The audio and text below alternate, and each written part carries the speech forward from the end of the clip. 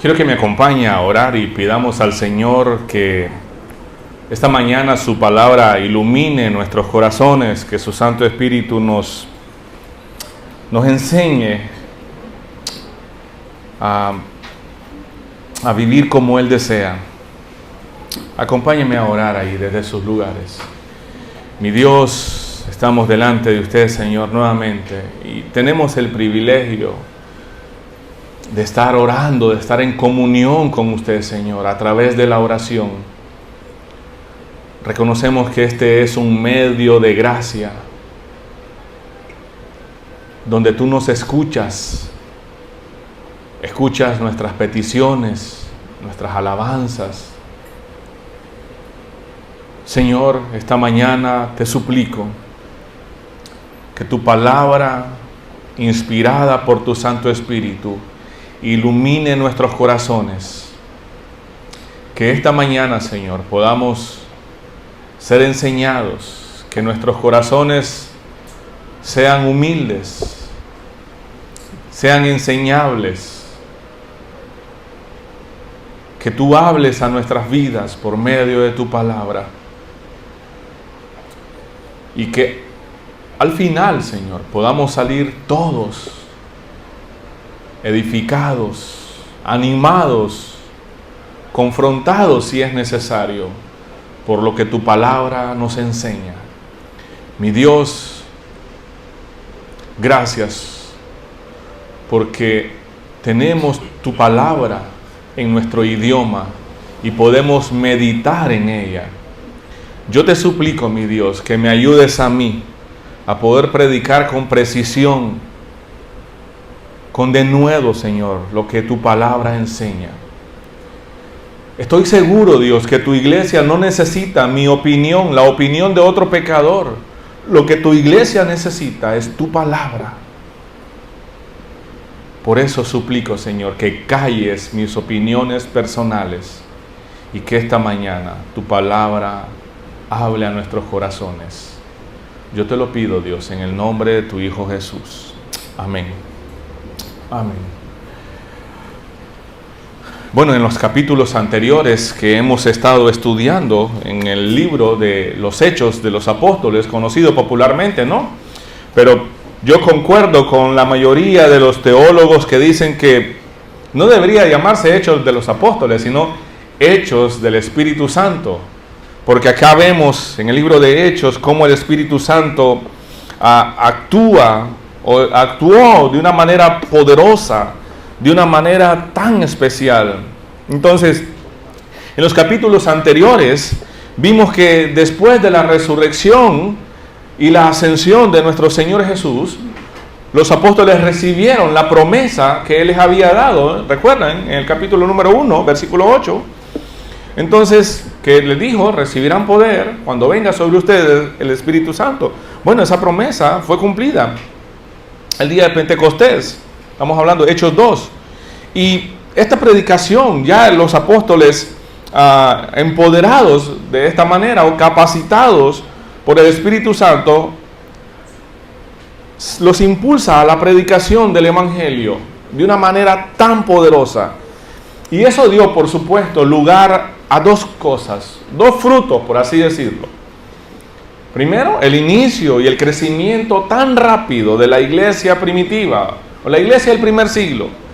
La iglesia comenzó a crecer. En el primer sermón de Pedro, nosotros vemos que más de 5,000 personas se convierten, creen, reconocen a Jesús como el Mesías. Pero inmediatamente hay algo más que creció: la persecución, la oposición a los creyentes, la oposición al Evangelio. Y nosotros vemos en Hechos capítulo 2 y el capítulo 4, vemos cómo los creyentes iniciaron a vivir en comunidad, a tener las cosas en común, a cuidarse unos a otros. Pero ya en el capítulo número 5 nosotros vemos cómo Lucas narra la historia de Ananías y Zafira. Una historia que nos da escalofrío. Una historia que el autor, ¿verdad?, humano de Hechos, que es Lucas, inspirado por el Espíritu Santo, narra esta historia y nos muestra el pecado de Ananías y Zafira, el pecado de mentirle al Espíritu Santo. Y resulta en muerte ese pecado. Entonces este evento produjo un gran temor, un temor reverente entre los creyentes. Y eso produjo un tipo de reverencia, no solo en los creyentes, sino en la gente que estaba a los alrededores, en la ciudad, en la comunidad. Y entonces esto es como un tipo de advertencia para nosotros también.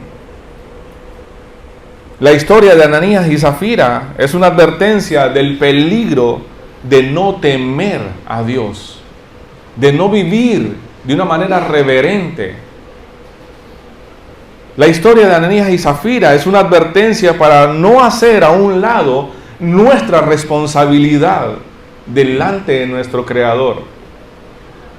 Decimos popularmente, ¿no?, que el ser humano en sí, la humanidad, es responsable delante de su Creador. Pero el cristiano es doblemente responsable. Le pertenece doblemente al Señor, por creación y por redención. Entonces no podemos nosotros como creyentes hacer a un lado nuestra responsabilidad delante de Dios. Y yo dije el domingo pasado, bueno, los que dicen que son ateos, los ateos dicen que Dios no existe, pero Dios dice que los ateos no existen, porque los cielos proclaman la gloria de Dios y el firmamento anuncia las obras de sus manos. Nadie puede negar que la creación tiene un creador, aunque lo quieran negar. Ahora, la ignorancia o hacer a un lado mi responsabilidad no quita las consecuencias. El hecho de que yo ignore la ley, eso no me exime de culpa, no quita de mí la culpabilidad. Un día voy a enfrentar un juicio, en todo caso, ¿no? Entonces la historia de Ananías y Zafira que vimos el domingo pasado es una advertencia para no hacer a un lado nuestra responsabilidad. Esta historia nos enseña la seriedad con la que Dios toma la santidad y la pureza en su iglesia.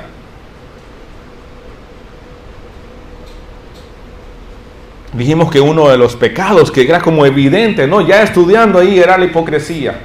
Y la hipocresía no es otra cosa que el pecado de aparentar ser alguien que no soy. Así. Entonces Ananías y Zafira querían ser vistos como generosos, como espirituales, pero sus corazones estaban llenos de avaricia, de engaño. Este tipo de pecado es particularmente peligroso porque destruye la confianza, destruye la unidad. ¿Dónde? En la iglesia. Y yo pregunté el domingo, ¿cuántos de acá están en disciplina por avaricia, por engaño? No hay disciplina para eso. Según nosotros, no. Pero miramos Dios cómo tomó muy en serio el pecado de Ananías y Zafira. Su pecado, realmente el pecado de Ananías y Zafira fue intentar, no lo hicieron, intentar engañar a la comunidad. No pudieron. Pero, lleno del Espíritu Santo, confronta a Ananías.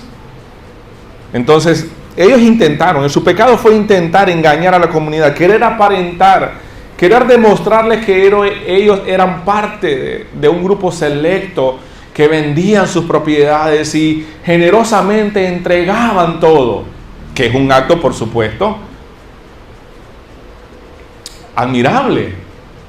Y en el capítulo número 4 miramos que Lucas hace una comparación, porque había un hombre, ¿no?, que le pusieron, que se llamaba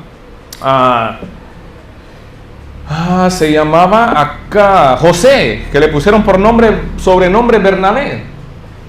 Este hombre vendió sus propiedades y la entregó. Pero también dice, había matrimonio, Ananías y Zafira. Entonces, el pecado más grande, el pecado que realmente vemos acá en esta historia, Ananías y Zafira, fue el intento de engañar al Espíritu Santo.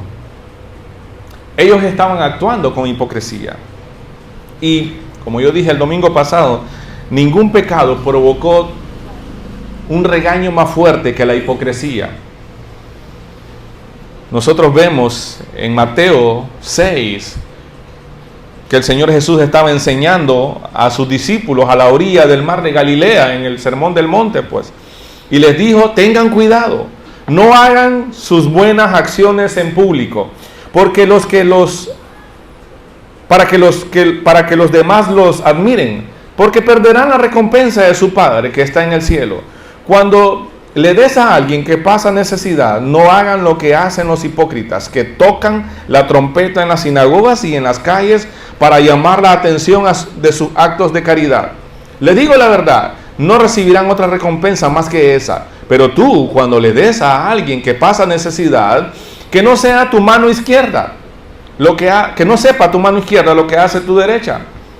Entrega tu ayuda en privado y tu Padre, quien todo lo ve, te recompensará. Wow. ¿Qué nos enseña todo esto? Que debemos mantener un alto estándar de pureza, un alto estándar de santidad, de honestidad, de integridad. No podemos engañar al Señor. Podemos engañar a nuestros semejantes, pero al Señor nunca, nunca. Entonces hoy vamos a meditar entonces ya en los siguientes versículos, que está del 12 al 16. Vayan conmigo a Hechos 5, 12 al 16. Voy a leer en la Nueva Traducción Viviente. Creo que ustedes tienen algunas traducciones diferentes, pero me encanta esta traducción porque casi está explicado acá, con una mayor facilidad de comprensión. El versículo número 12 dice: los apóstoles hacían muchas señales milagrosas y maravillas entre la gente, y todos los creyentes se reunían con frecuencia en el templo, en el área conocida como el Pórtico de Salomón. Pero nadie más se atrevía a unirse a ellos, aunque toda la gente los tenía en alta estima. Sin embargo, cada vez más personas, multitudes de hombres y mujeres, creían y se acercaban al Señor. Como resultado del trabajo de los apóstoles, la gente sacaban a los enfermos a las calles en camas y camillas, para que la sombra de Pedro cayera sobre ellos, sobre algunos de ellos, cuando él pasaba. Multitudes llegaban desde las aldeas que rodeaban a Jerusalén y llevaban a sus enfermos y a los que estaban poseídos por espíritus malignos, y todos eran sanados. Vamos a dejarlo ahí. Es interesante porque nosotros estamos estudiando en los grupos pequeños los atributos de Dios, y este estudio creo que nos ha ayudado mucho a conocer más al Dios de la Biblia. Dios es Dios. Él es el único. Él es eterno. Él es autoexistente, perfecto, inmutable, recto, justo en carácter y voluntad. Él es todopoderoso.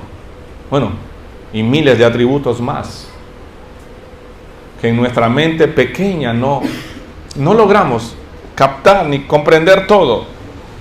Pero es interesante porque hay dos atributos que se reflejan más en el pasaje de hoy. Okay, Dios es inmutable, ¿no? Él no cambia. Dios es inmutable en esencia y naturaleza. O sea, Él fue, Él es y será el mismo ayer, hoy y siempre. Pero también es inmutable en su carácter, no solo en esencia, su ser, sino en su carácter. Él no cambia de ánimo, Él no cambia de planes o propósitos. Dios no tiene un plan B, Dios tiene un plan A. Dios no tiene un plan B, Dios tiene un plan, siempre tiene un plan A, y lo lleva a cabo según su voluntad y para sus propósitos divinos y eternos, y para su gloria, por supuesto. Él todo lo que hace, lo hace para su gloria. De hecho, nosotros fuimos creados para darle gloria a Él. Pero para llevar a cabo sus planes, Dios tiene que ser y sí lo es, todopoderoso. No es poderoso, es todopoderoso. Eso significa que Él puede hacer todo. Sí, todo, sin límites. Hace todo según lo que ha determinado hacer. Y nada estorba sus planes. Entonces nosotros encontramos en la Biblia a Dios haciendo cosas que el ser humano no puede hacer. Eso va más allá de nuestras capacidades. Dios creó los cielos y la tierra. Dios hizo al hombre a su imagen y semejanza. Dios hizo que dos ancianos tuvieran hijos. Eso no cabe en nuestra mente, ¿no? Pero Abraham y Sara tuvieron a Isaac. Dios abrió el mar rojo. Ahora los científicos quieren dar un montón de explicaciones, pero sí sucedió. Dios hizo que una joven virgen diera a luz. ¿Sí o no?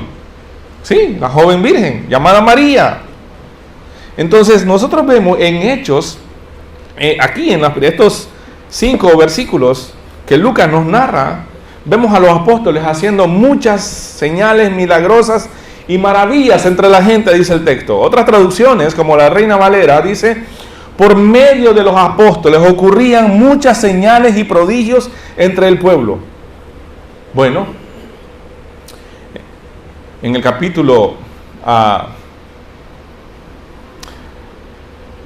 anterior, ¿no? Pedro había sanado a un hombre lisiado de nacimiento, en el capítulo número 4.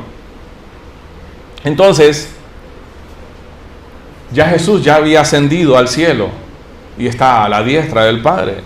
Y había cumplido su promesa de enviar al Espíritu Santo para dar poder, para capacitar de valor y de verdad a los discípulos, con un propósito: testificar al mundo sobre Él.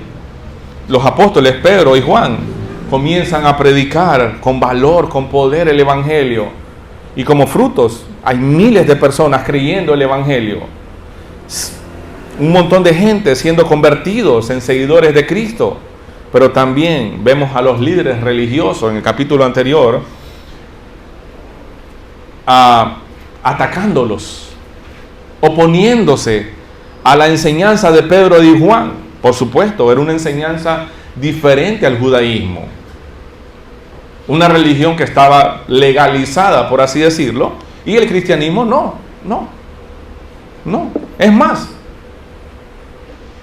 vamos a ver más adelante en los siguientes capítulos cuando se le llama a los seguidores de Cristo cristianos, pero de una forma despectiva.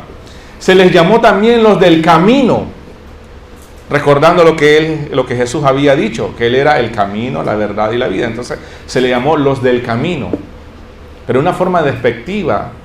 Se le llamó cristiano también. Bueno, cristiano no encontramos mucho así. El término cristiano como tal no lo encontramos en el Nuevo Testamento. Discípulos, seguidores, creyentes. Vamos a ver acá de cerca estos 12 versículos.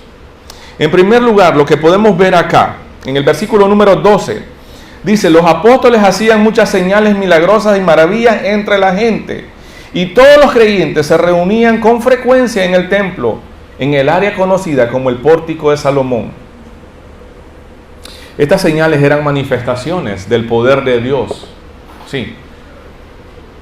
Bueno, alguna traducción dice que por medio de los apóstoles, dice que se realizaban. No era el poder de ellos, por supuesto. Era Dios actuando. Dios estaba manifestando su poder, operando a través de los apóstoles, validando su mensaje, validando el ministerio que Él les había dado, la misión que les había dado. Cuando le dijo: vayan y hagan discípulos, estaban confirmando el mensaje del Evangelio y la autoridad de estos apóstoles. Y cuando dice el Pórtico de Salomón, sí, eso era un lugar en el templo de Jerusalén, un área pública, puede ser como un corredor, en nuestros días sería como un tipo porche, donde los apóstoles ahí enseñaban y se reunían con los demás creyentes. Entonces hacían señales y prodigios. Estas señales y prodigios estaban diseñadas por Dios, por supuesto, para señalar una verdad bíblica, una verdad espiritual a los hombres. También estaban confirmando la afirmación de los apóstoles que ellos eran mensajeros de Dios. Tenía un propósito todo esto. No es que los miembros, no es que todos los miembros de la iglesia, no es que todos los miembros, todos los nuevos creyentes hacían o tenían esta capacidad de hacer milagros o hacer prodigios. No se trata de eso. Aquí el punto es el poder de Dios manifestado a través de estos hombres dedicados a predicar el evangelio. Bueno, especialmente aquí habla bastante Pedro. Estaba acompañado de Juan. Entonces, la razón principal de estas señales milagrosas era dirigir la atención al Dios Todopoderoso. Al Dios Todopoderoso. Voy a hacerles una pregunta. ¿Cómo demostró Dios su poder en los primeros 11 versículos de este capítulo número 5? ¿Cómo mostró Dios su poder? ¿Quién mató a Ananías y Zafira? ¿Fue Pedro? No. Dios, mostrando su poder, le quitó la vida a Ananías y Zafira. ¿Sí? ¿Qué produjo eso? Temor reverente en la iglesia y en las demás personas. ¿Delante de quién? Delante de Dios. Sí, por supuesto. Ahora en el versículo número 12 vemos el poder de Dios por medio de los milagros, sanidades de enfermos. Eso es beneficioso, por supuesto. Anteriormente miramos a un hombre que había sido sanado, que estaba, toda su vida había sido lisiado. Y que Pedro, levántate, no tengo oro ni plata, le dice, lo que tengo te doy, y lo levantó. Y entró al templo alabando al Señor. Entonces podemos ver acá que Dios se está manifestando su poder por medio de estos milagros, de estas sanidades, que por supuesto era beneficioso para el pueblo. Pero el punto para nosotros es poder ver acá que Dios puede hacer cosas que nosotros no podemos hacer, cosas imposibles para nosotros. Dios puede bendecirme, pero también Dios puede disciplinarme o castigarme. Lo miramos en Ananías y Zafira, ¿no? El poder de Dios, Dios manifestando su poder y quitándole la vida a este matrimonio. Pero también Dios mostrando su poder o manifestando su poder, ¿cómo? Sanando a enfermos, sanidades, sí. Gente paralítica, gente con espíritus malignos, sí. El mal existe, no lo vamos a negar, claro que sí. Dios puede bendecirte, Dios puede castigarte. Él tiene el poder y la autoridad para hacerlo. Eso es una verdad. Eso debe producir temor reverente en nuestros corazones, como lo hacía en la iglesia del primer siglo. Temor reverente. En la actualidad los creyentes no estamos llamados a realizar señales y prodigios. Estamos llamados, sí, a vivir en el poder del Espíritu Santo, a ser guiados por el poder del Espíritu Santo, a ser llenos del Espíritu Santo. Cuando somos llenos del Espíritu Santo, somos guiados a hacer su voluntad, a negarnos a nosotros mismos, a dar esos frutos que dice Gálatas, ¿no? Amor, gozo, paz, paciencia. Eso produce el Espíritu Santo en la vida del creyente.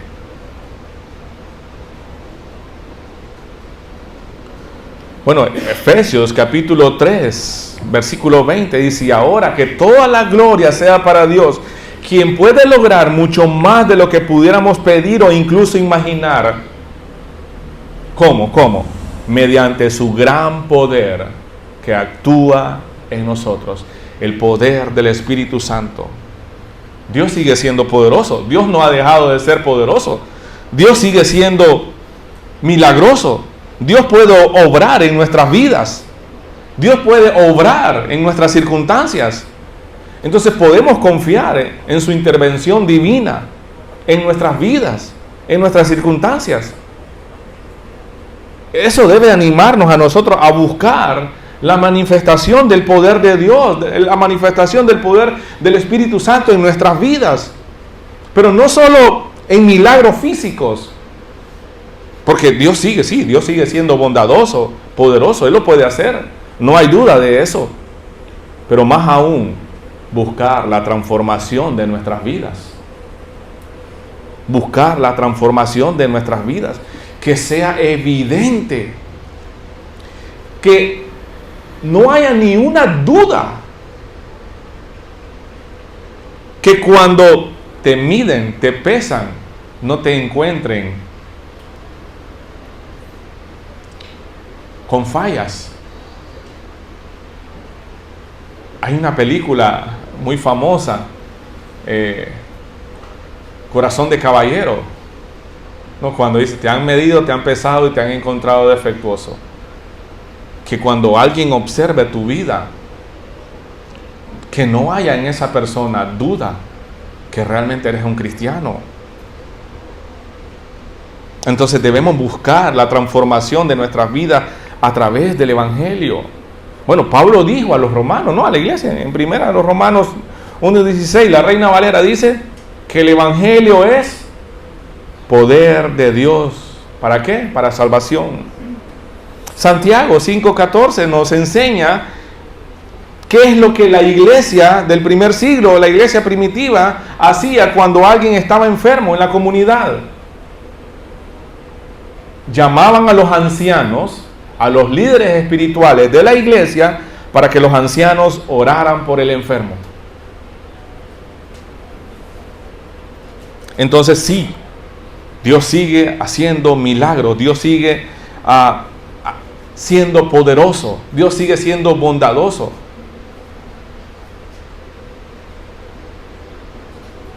El propósito principal de estas señales milagrosas era evidenciar, no el poder de Pedro y de Juan, no el poder de los demás apóstoles, no, era evidenciar el poder de Dios. El propósito de esto era producir fe en la gente que miraba estas cosas, era producir reverencia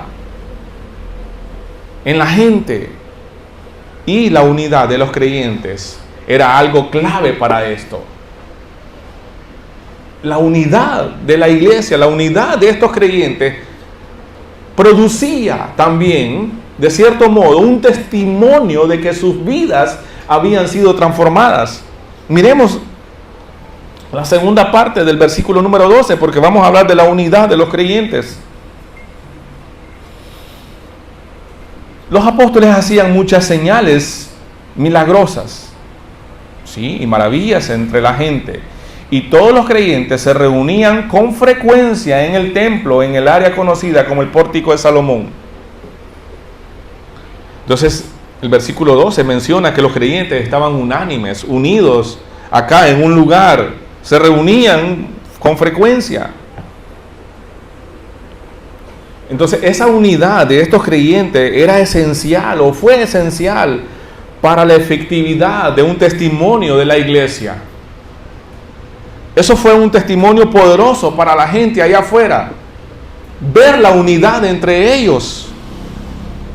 Y esa unidad reflejaba el amor de Cristo entre ellos. Fortalecía a la comunidad en tiempos de oposición y persecución. Cuando Pedro y Juan fueron liberados de la cárcel después de haber sanado a este hombre paralítico, ¿dónde se fueron? Donde estaban los demás creyentes. Y ahí juntos todos oraron. No para que Dios detuviera la maldad de la oposición, no para que Dios detuviera la maldad de los líderes religiosos de la época. ¿Qué pidieron? Valor. Entonces seguro Pedro y Juan fueron animados. Pero ¿qué es lo que producía eso? La unidad entre ellos. Esa unidad reflejaba el amor de Cristo entre ellos. Y sí, fortalecía a la comunidad en tiempos de oposición y persecución. Al punto de que no pasaban necesidad, porque ¿qué? Tenían sus cosas, ya ni siquiera tenían las cosas en común. En común. Los que tenían propiedades las vendían. Y no porque los apóstoles o los líderes de la época los obligaban, no, era voluntariamente. Voluntariamente. Por eso es que Pedro le dice a Ananías, el terreno era tuyo, nadie te obligó a venderlo. Y después de venderlo le dijo, el dinero seguía siendo tuyo. ¿Por qué vienes diciendo que estás entregando entonces todo el dinero cuando realmente no es así? Pero el punto es cómo amorosamente, voluntariamente, generosamente estos creyentes tenían las cosas en común. No había necesidad entre ellos, decía. ¿Por qué? Por ese actuar generoso y abnegado. Entonces la unidad en la iglesia seguía siendo fundamental, era fundamental. Bueno, de hecho Jesús oró por la unidad de sus discípulos. En Juan 17:21 encontramos que dice, te pido que todos sean uno, así como tú y yo somos uno. Es decir, como tú estás en mí, Padre, y yo estoy en ti. Y que ellos estén en nosotros para que el mundo crea que tú me enviaste. Había un propósito.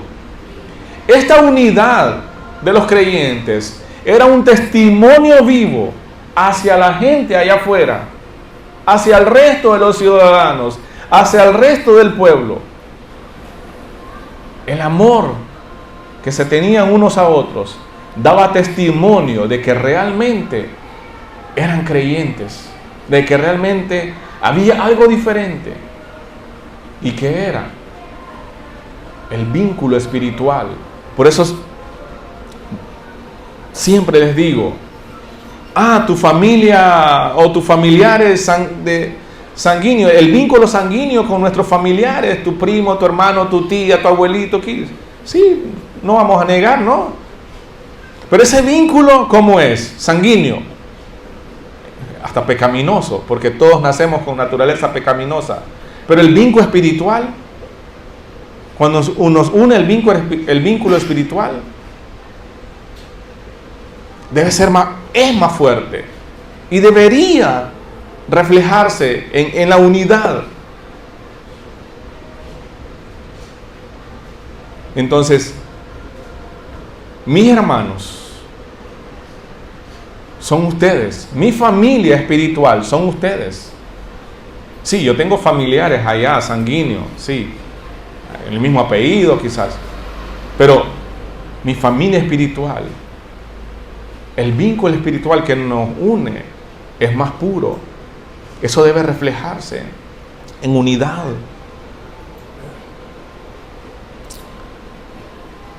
El Señor Jesús sabía que esto sería un testimonio poderoso para el mundo.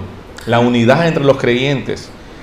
Él sabía. Bueno, el apóstol Pablo le escribe a la iglesia de Éfesos en el capítulo número 4, versículo número 3. Dice, hagan todo lo posible por mantenerse unidos en el Espíritu y enlazados mediante la paz.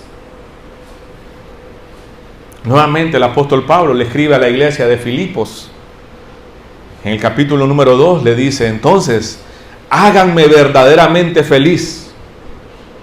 ¿Dónde estaba Pablo cuando escribe Filipenses? En un calabozo, en la cárcel. Es una de las cartas, una de las epístolas que se conoce como desde la cárcel. Este hombre estaba encarcelado, posiblemente una casa por cárcel, pero no tenía libertad. Y es la carta que se conoce como la carta del gozo, porque un hombre preso está animando a los que están allá libres. Entonces les dice, háganme verdaderamente feliz, poniéndose de acuerdo de todo corazón entre ustedes, amándose unos a otros y trabajando juntos con un mismo pensamiento y un mismo propósito. No sean egoístas, no traten de impresionar a nadie. Sean humildes, es decir, considerando a los demás como mejores que ustedes. No se ocupen solo de sus propios intereses, sino también procuren interesarse en los demás. El día de hoy es histórico acá. ¿Por qué, pastor? No es porque yo ande de blanco, no. Es que el día de hoy estamos comenzando también a practicar la compasión, el amor, de una manera tangible también. entre nosotros. Yo dije, ¿verdad?, que usted podía traer un vívere, algo para una familia que esté pasando necesidad. Allá hay una mesa, allá hay un depósito donde usted puede poner algún tipo de vívere no perecedero para ayudar a alguna familia de nuestra iglesia que esté pasando necesidad. No solo vamos a decirle, voy a orar por vos, y le contestamos por el mensaje, no, vamos a orar. Y seguimos en la rutina. Pero mi hermano, la familia de su hermano, de mi hermano, no tiene nada en el refrigerador. Está pasando por algún tipo de dificultad económica, tal vez lo despidieron, tal vez perdió su trabajo, tal vez no ha encontrado trabajo. Y estoy seguro que no todos tenemos para tirar hacia arriba, pero de lo que Dios me está dando, yo puedo también compartir con mi hermano. A nadie se le está pidiendo acá vender sus propiedades. Como yo dije, bueno, si alguien lo quiere hacer, que sea voluntario. No, está bien. Pero vamos a comenzar a practicar la generosidad por amor a nuestros hermanos. Que una de las cosas que podamos practicar en la iglesia sea el hecho de interesarme por mi hermano, no solo ver por mis propias necesidades. Si el día de hoy usted no pudo traer, lo puede traer la próxima semana, no hay problema, hay espacio. Háganme verdaderamente feliz poniéndose de acuerdo de todo corazón entre ustedes, amándose unos a otros, trabajando juntos con un mismo pensamiento y un mismo propósito. No sean egoístas, no traten de impresionar a nadie, sean humildes, es decir, considerando a los demás como mejores que ustedes. No se ocupen solo de sus propios intereses, sino también procuren interesarse en los demás. Entonces, estamos viendo a Dios manifestando su poder a través de los milagros y vemos a la iglesia unida en amor, cuidado y propósito. Esto es un llamado para todos nosotros entonces a esforzarnos por mantener esa unidad, a ver cómo la iglesia primitiva, cómo la iglesia del primer siglo estaba unida, estaba en unidad por medio del Espíritu Santo, en el vínculo de la paz, superando las diferencias, superando los conflictos, por supuesto. Entre más tiempo pasemos juntos, más usted va a poder ver mis propios pecados. ¿Y eso cómo muestro amor por usted entonces? Bueno, va a tener que perdonarme, porque el Señor le manda a usted a perdonarme 70 veces 7, y yo también a usted.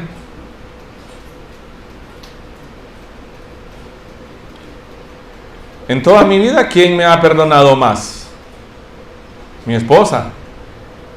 En la vida de matrimonio, ¿quién ha perdonado más a mi esposa? Yo, acá.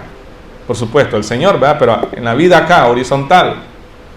Pero cuando más tiempo pasamos juntos acá, más nos conocemos. Y comenzamos a santificarnos. Dios mismo comienza a santificarnos, porque comenzamos a conocernos más. Es más evidente el pecado. No es lo mismo que nos miremos una vez a la semana, que nos estemos viendo algunas veces más a la semana y tengamos reuniones, un café, una cena, y miramos que el hermano está haciendo 3 veces fila en la comida y yo no he comido y yo falto, pero está mi hermano allá que ya lleva 2 veces y va a la tercera, pero yo no he pasado ni una sola vez. Entonces tengo que decirme a mi hermano, tranquilo.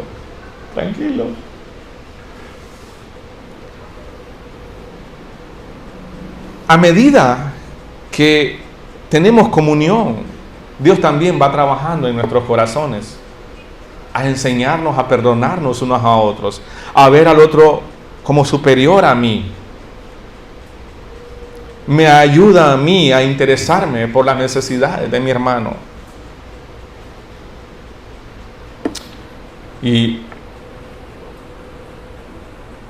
como lo hacía la iglesia del primer siglo.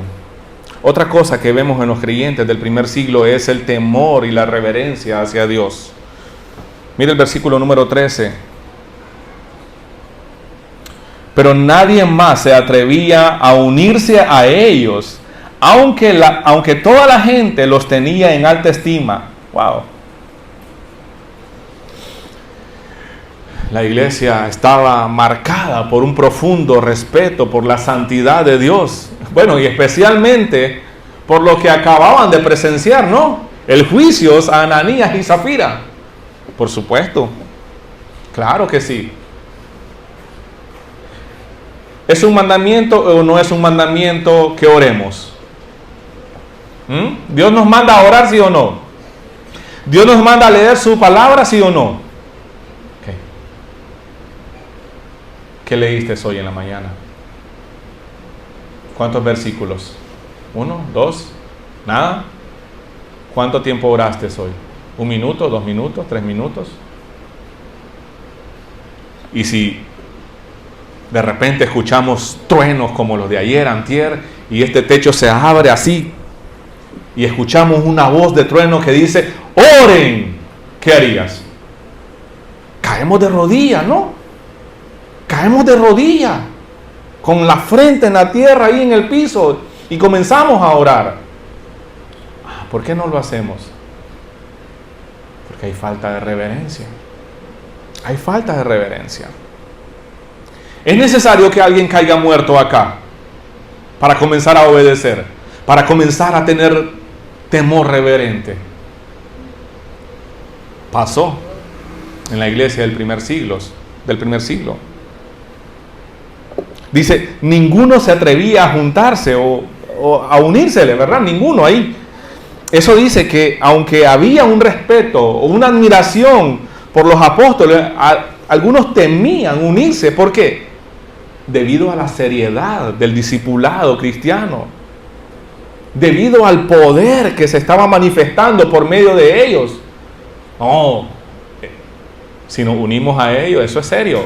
Tienes que andar correctamente.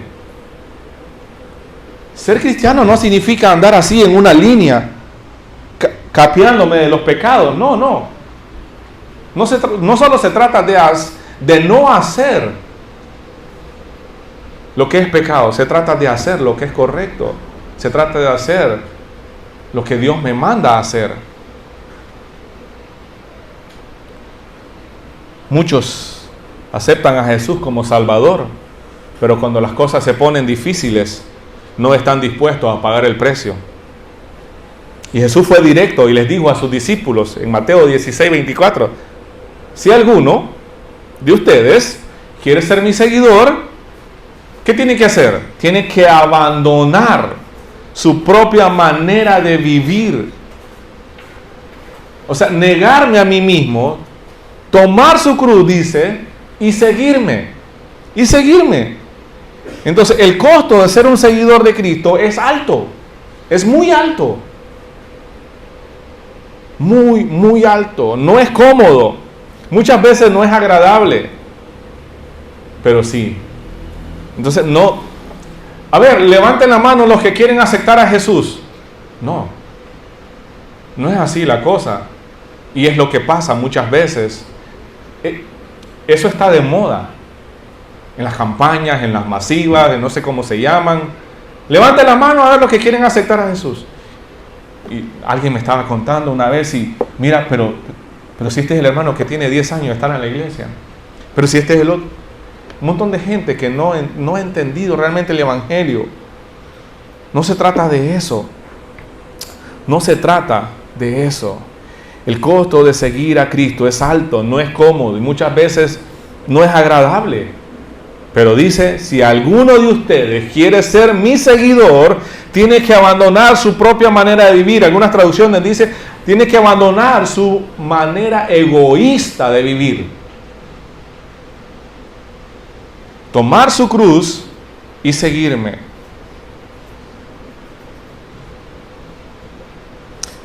Jesús tomó su cruz. Entonces, Sí, es alto, el precio es alto, no es cómodo. Debo tomar mi cruz y seguirle.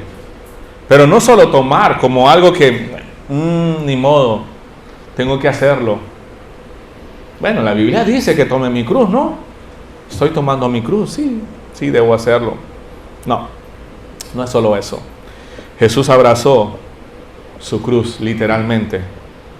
No solo me refiero a el pedazo de madera que él cargó, no. Él estaba abrazando la voluntad de su Padre. Él estaba abrazando la voluntad de Dios. Eso es tomar su cruz. Ayer estábamos meditando en eso también a mediados del estudio. Tomar mi cruz es abrazar la voluntad de Dios para mi vida, así tenga que pasar por sufrimientos, así tenga que pasar por circunstancias difíciles. Eso es abrazar la cruz. Es abrazar la voluntad de Dios para mi vida. Es reconocer su soberanía en mi vida, sus propósitos. ¿Qué dijo Jesús cuando estaba en el Getsemaní? Orando, que su sudor eran como gotas de sangre. Que no se haga, ¿qué? No se haga mi voluntad, sino la tuya. Me siento como a morir, pero Padre, que no se haga mi voluntad, sino la tuya. Proverbios 9:10, en la Nueva Traducción Viviente, dice: el temor del Señor es la base de la sabiduría, o es el principio de la sabiduría, dice la Reina Valera. Conocer al santo da por resultado un buen juicio. Bueno, Hebreos 12, 28 y 29. Ya que estamos recibiendo un reino inconmovible, seamos agradecidos y agrademos a Dios adorándolo con santo temor y reverencia. Porque nuestro Dios es un fuego que todo lo consume. Debido a lo que estaban viendo, la gente, ¿verdad?, los respetaba, los admiraba. Es como cuando la gente allá afuera de tu vecindario te respeta porque tu testimonio es genuino. Realmente es un creyente. Sí, yo me cae bien, es que es una persona recta. Si dice que va a hacer algo, lo hace. Él no tiene deuda, siempre paga. Pero miro que su forma de vivir es bien estricta, como le llame la gente allá afuera, ¿no? Su religión, son bien estrictos. Debes caminar bien recto.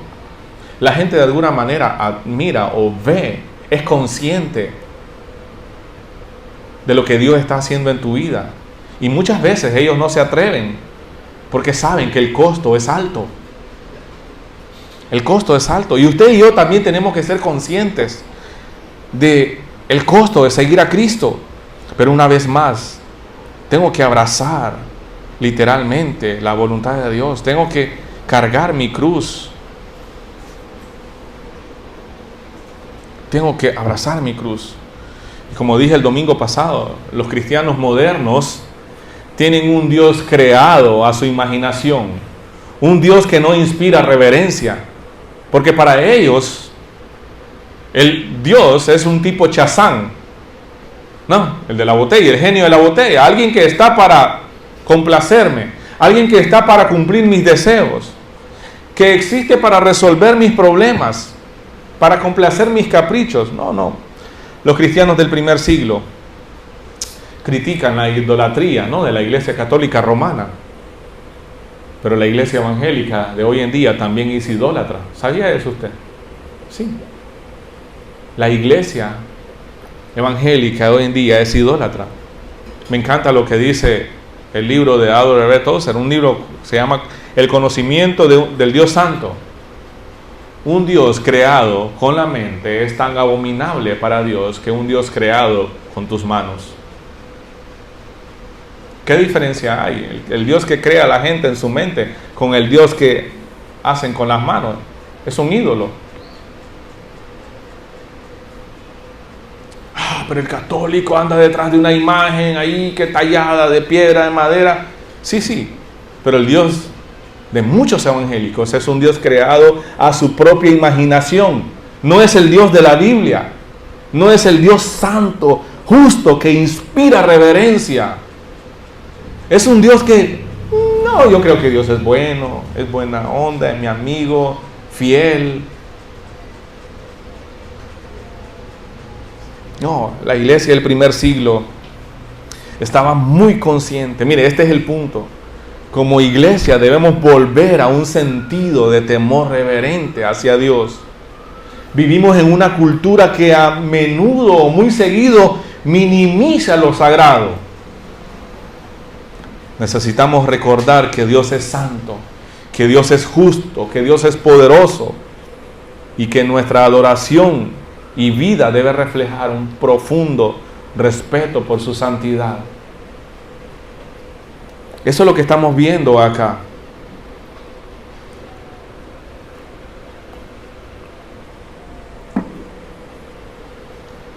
Nuevamente, Hebreos 12:28.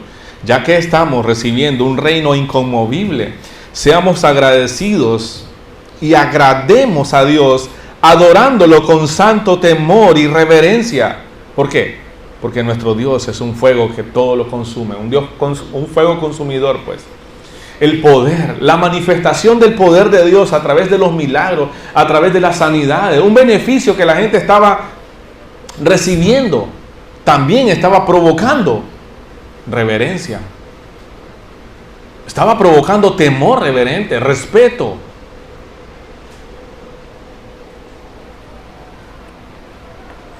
Primera de Pedro 1:15, la Reina Valera dice: como aquel que os llamó es santo, sed también vosotros santos en toda vuestra manera de vivir. Este llamado del apóstol Pedro no es algo nuevo. No era algo nuevo. Lo encontramos en los mandamientos del Señor. Está en Levíticos.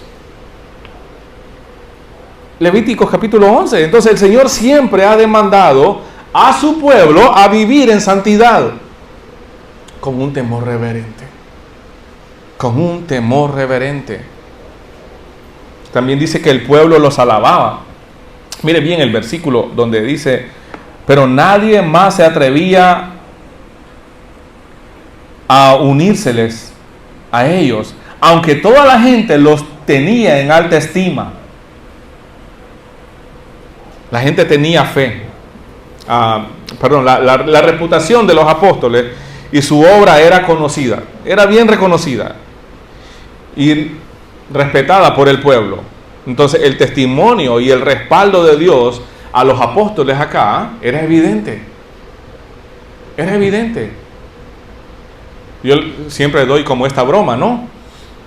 Para los muchachos, como allá el señor que se sienta en una acera y tiene a su hija y soltera y la está cuidando ahí y te mira pasar y dice: me gustaría que mi hija se case con un hombre como él. No comparto mucho sus creencias, pero es un hombre recto, es un hombre que ha demostrado ser firme de carácter, un hombre honorable. Algo así estamos viendo acá. La multitud, la gente allá afuera, el pueblo respetaba a los apóstoles o a los creyentes también, pero no se les unía por ese temor, ¿no? Ese temor reverente. Reconocía que ellos eran hombres de Dios, pero también había un temor reverente. Estas señales y prodigios, estas cosas milagrosas estaban produciendo reverencia en la gente. Miremos el último punto, el testimonio y la creciente influencia de la iglesia. El versículo 14 y 13. Sin embargo, dice, cada vez más personas, multitudes de hombres y mujeres creían y se acercaban al Señor como resultado del trabajo de los apóstoles. La gente sacaba a los enfermos a las calles en camas y camillas para que la sombra de Pedro cayera sobre ellos. Algunos de ellos, cuando él pasaba, multitudes llegaban desde las aldeas que rodeaban a Jerusalén y llevaban a sus enfermos, a los que estaban poseídos por espíritus malignos, y todos eran sanados. Sacaban a los enfermos. La gente tenía fe. Sí, tenía fe, claro que sí. Una fe grande en el poder que operaba por medio de los apóstoles. especialmente en Pedro, ¿no? La gente buscaba cualquier oportunidad para que sus seres queridos fueran sanados físicamente. Claro que sí. Hace algunas semanas atrás miré una gran multitud por toda una semana buscando un tipo de cirugía en sus ojos, y con todo el calor de Chinandega la gente ahí estaba esperando, y a veces esperaba 5 o 6 horas para ser atendido. Pero el beneficio, ¿no? El beneficio de la vista. Bueno, esta gente llegaba de varios lugares, aldeas, dice, con sus enfermos, con la gente incluso poseída por espíritus malignos. La gente tenía fe, tenía confianza en el poder que operaba en Pedro especialmente. Estaba la gente buscando cualquier oportunidad para que sus seres queridos fueran sanados físicamente. E incluso confiaban que si la sombra de Pedro caía sobre ellos, iban a ser sanados. Pero la Biblia no dice explícitamente que la sombra de Pedro sanaba a alguien. No dice eso explícitamente. Pero sí, esto indica que la fe del pueblo era real, era evidente. Estaban confiando, tenían fe en la presencia de Dios que acompañaba a estos apóstoles. Entonces vemos que el poder de Dios, el poder del Espíritu Santo, vemos la unidad, vemos la reverencia en la iglesia. Vemos estas 3 cosas acá contribuyendo para un testimonio poderoso que atrajo a muchos al Evangelio. Muchos los respetaban, los admiraban, pero no. Pero otros sí. Habían 2 grupos entonces. Entonces vemos acá el poder de Dios, la unidad, y vemos la reverencia en la iglesia, que estas cosas contribuían a un testimonio poderoso que atrajo o que atraía a muchos al Evangelio. Entonces nuestro testimonio como iglesia debe ser claro, debe ser poderoso. Nadie debe dudar, nadie debe tener ni una duda, ni una pizca de duda. Cuando tú hablas o cuando nosotros hablamos, nadie debe tener duda de que si eres o no eres cristiano. Pero pregunto, ¿alguien ha dudado de tu cristianismo? ¿Alguien ha dudado de tu fe? ¿Te conocen los demás como cristianos? Una vez más, la misma pregunta que hago muchas veces: ¿eres un cristiano anónimo? Tal cosa no existe, ¿no? No existen los cristianos anónimos. Escucha, iglesia, cuando vivimos en el poder del Espíritu Santo, cuando vivimos en unidad, cuando vivimos con reverencia hacia Dios, nuestra influencia hacia los demás aumenta. Cuando estas cosas están en nosotros, cuando vivimos en el poder del Espíritu Santo, cuando vivimos en unidad, cuando vivimos con reverencia delante de Dios, nuestra influencia hacia el mundo aumenta. Aumenta, sí, por supuesto. Mire lo que el Señor Jesús le dijo a sus discípulos en Mateo 5. Ustedes son la luz del mundo, como una ciudad en lo alto de una colina que no puede esconderse. Nadie enciende una lámpara y luego la pone bajo una canasta. En cambio, la coloca en un lugar alto donde le ilumina a todos los que están en la casa. De la misma manera, dejen que sus buenas acciones brillen a la vista de todos, para que todos alaben a su Padre Celestial. Hay un propósito de estas señales milagrosas. Hay un propósito de vivir bajo el poder del Espíritu Santo. Hay un propósito en vivir en unidad como una iglesia, como una comunidad de creyentes. Hay un propósito para que otros miren. Para que otros miren. Para que otros alaben a nuestro Padre Celestial, dice. Entonces la iglesia está llamada a hacer luz en medio de la oscuridad. La iglesia está llamada a mostrar amor. La iglesia está llamada a vivir en la verdad de Cristo en cada aspecto de su vida. Entonces, permítanme hacerles unas preguntas. ¿Tu forma de vida ayuda a dar testimonio de Cristo? ¿Tu forma de vivir ayuda a dar testimonio de Cristo o tu testimonio impide que otros vengan a Cristo?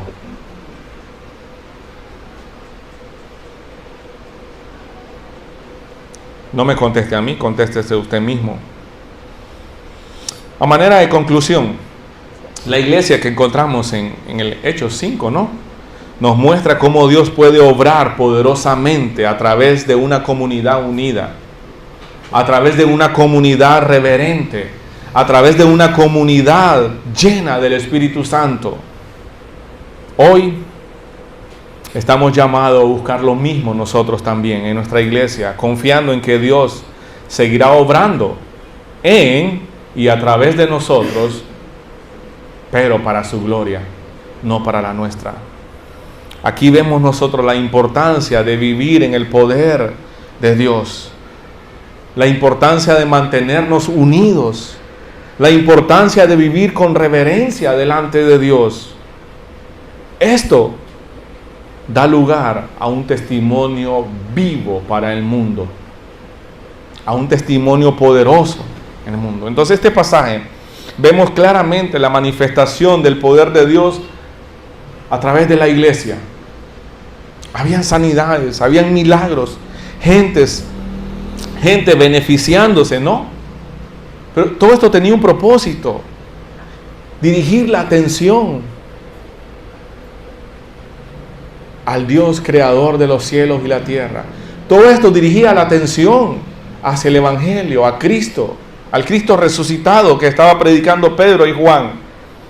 Entonces todo esto nos recuerda la importancia de la unidad, la pureza y la fe de la iglesia. Pero también debe ser como un desafío para nosotros a confiar en el poder de Dios, a confiar en el poder del Espíritu Santo que obra en nuestras vidas, que obra en nuestros ministerios, buscando una vida de santidad, buscando la comunión con otros creyentes.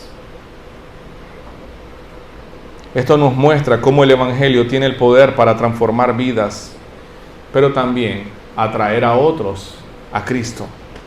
A Cristo. Entonces, esto nos enseña que debemos ser testimonios vivos del poder transformador del Evangelio. Tu vida, tu testimonio, tu forma de trabajar, tu forma de tratar con tu familia, con tus hijos, con tu esposa, con los demás hermanos, eso provee una oportunidad para compartir el Evangelio con los demás. Ok, sí, estamos claros. Tu testimonio no es el Evangelio. Eso, estamos claros, lo creemos. Pero tu testimonio da la pauta, da la oportunidad de compartir con otros. No necesitas tener una licenciatura en teología, un doctorado para poder compartir el Evangelio. Comparte con los demás lo que Dios está haciendo en tu vida. Pero por supuesto, debes depender del poder del Espíritu Santo. Hay una promesa para los creyentes: recibirán poder cuando venga sobre ustedes el Espíritu Santo. Entonces ese poder te capacita para poder testificar de Cristo. La aplicación para nosotros está en Efesios capítulo 3, versículo 20. La Nueva Traducción Viviente dice: y ahora que toda la gloria sea para Dios, quien puede lograr mucho más de lo que pudiéramos pedir o incluso imaginar, mediante su gran poder que actúa en nosotros. ¿Quién mora en el creyente? El Espíritu Santo. El Espíritu Santo es poderoso para hacer mucho más de lo que nosotros pudiéramos incluso pedir e imaginar. Entonces, el poder del Espíritu Santo nos capacita para vivir vidas reverentes. El poder del Espíritu Santo se manifiesta en nuestras vidas para hacer testimonios a otros. El poder del Espíritu Santo te ayuda a vivir con reverencia. Cuando Dios manifiesta su poder en nuestras vidas, a nuestro alrededor. Eso puede producir, eso puede ser como una plataforma para que, como Pedro y Juan, podamos compartir el Evangelio con los demás. De esa manera se manifestaba Dios. De esa manera vemos a Pedro y a Juan predicando el Evangelio. De esa manera podemos ver acá en Hechos 5 cómo muchos creían en Cristo como el Mesías prometido, como el Mesías esperado, como el Salvador. Amada iglesia, esta mañana creo que debemos ser retados todos, a poder vivir bajo la influencia, bajo el poder del Espíritu Santo, para que nos capacite, no solo a vivir vidas reverentes, santitas, sí, por supuesto, pero también que eso nos ayude a poder compartir el Evangelio con los demás. No estoy redundando en los temas que hemos visto, porque sí, por supuesto, Hechos es un libro histórico, pero nos narra la historia de la iglesia, cómo Dios tiene el poder para transformar vidas, tiene el poder para bendecirnos, pero también para disciplinarnos. Que esto nos anime a reconocer que Dios sigue actuando. Dios sigue siendo el mismo. Dios no ha dejado de actuar en este mundo. Dios no ha dejado su poder a un lado. No. Dios sigue haciendo obras en nuestras vidas, en el mundo y en la iglesia. Dios sigue siendo el mismo hoy y siempre. Entonces eso debería ayudarnos a vivir en reverencia. Eso debería ayudarnos a confiar en Él, en su poder, en cada circunstancia. Eso debería animarnos a poder abrazar nuestra cruz, sabiendo que esa es la voluntad de Dios. Vamos a orar. Mi Dios y Padre que estás en los cielos, Señor, estamos delante de usted, Dios, y te suplico, mi Dios, que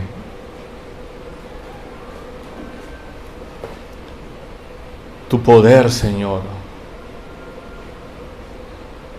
tu poder transforme nuestras vidas cada día. Que tu poder se manifieste, Señor, en nuestra iglesia de una manera que produzca reverencia en cada uno de nuestros corazones. Que nosotros podamos ser cautivados por tu belleza, por tu bondad, pero también, Señor, que seamos cautivados por tu santidad, por tu poder, Señor, milagroso, por tu poder para bendecir, pero también tu poder para disciplinar. Que podamos confiar, Señor, en que tú sigues siendo el mismo de ayer, de hoy y de siempre. Que eso nos haga confiar, Señor, en que tú sigues siendo un Dios soberano, un Dios que gobierna con autoridad y justicia. Señor, que tu iglesia cada día crezca en reverencia, crezca en unidad, crezca, Señor, en sumisión delante de usted, y que la forma de vivir de la iglesia sea un testimonio vivo del poder transformador tuyo, Señor, a través del Evangelio, a través de tu Santo Espíritu. Oramos, Dios, y te suplicamos esto en el nombre de Jesús. Amén. Amén. Que el Señor les bendiga a todos, amada iglesia.